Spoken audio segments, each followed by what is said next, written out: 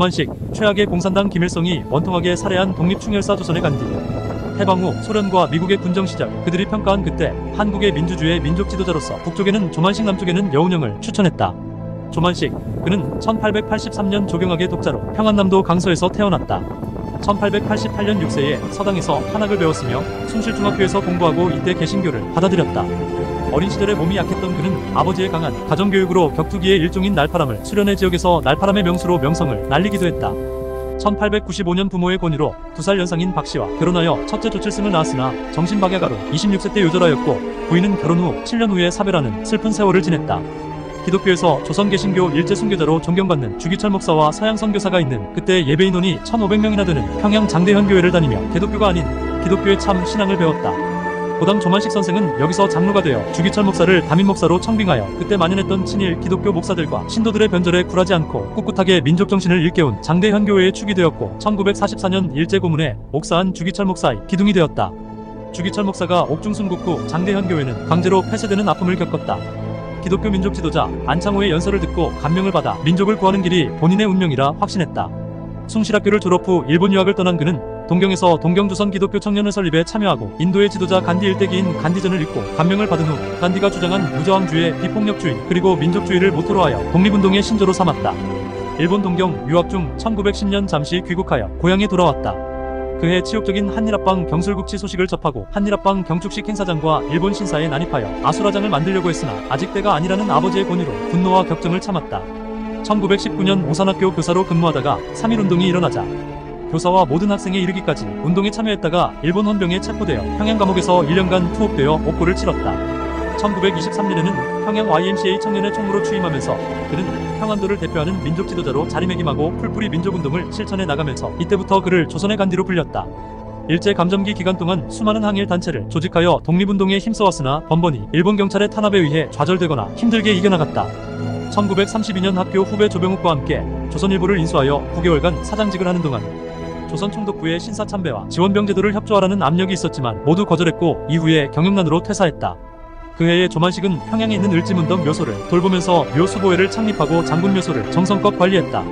1936년 수양동우회 사건으로 안창호 선생이 중국 상하이에서 체포 송환되자 여운형과 함께 안창호 선생의 옥중 생활을 지속적인 마음으로 돌보아 주었고 옥중 고문으로 인한 후유증으로 1938년에 추록 후 순국한 안창호 10사의 장례발인을 지도했다.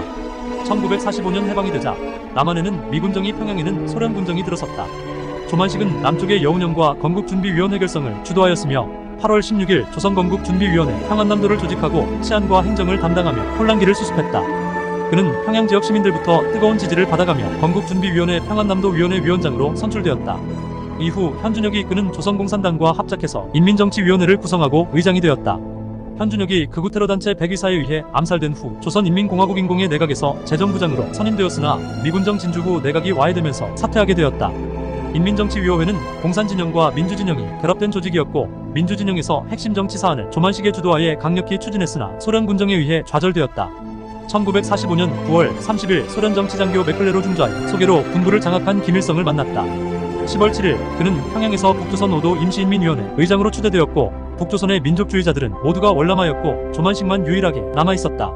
소련 군정은 김일성과 최영건을 통해 독자적인 정당을 만들라고 권유했다.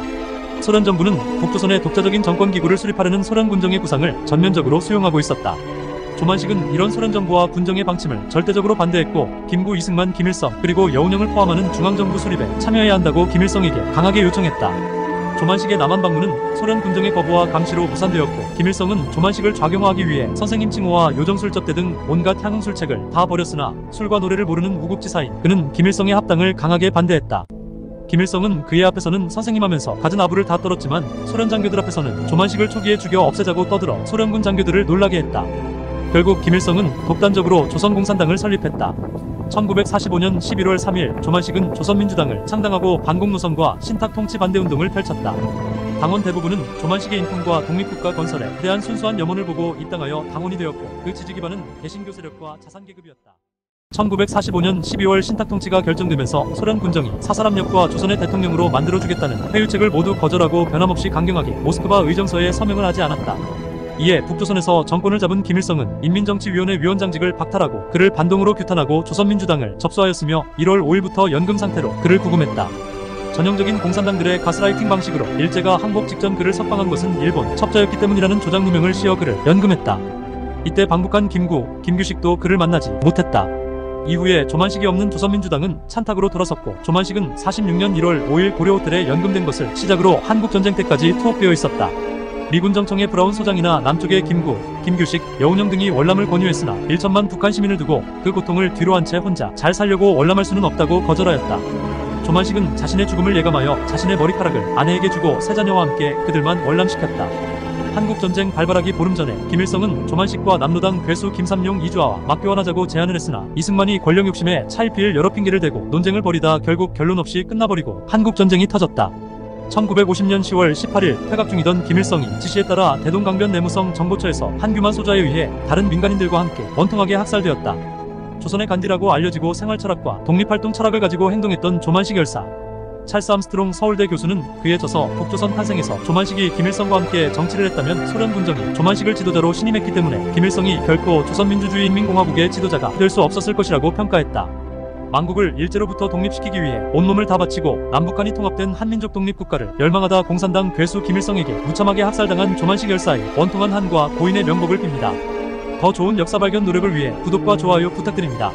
감사합니다.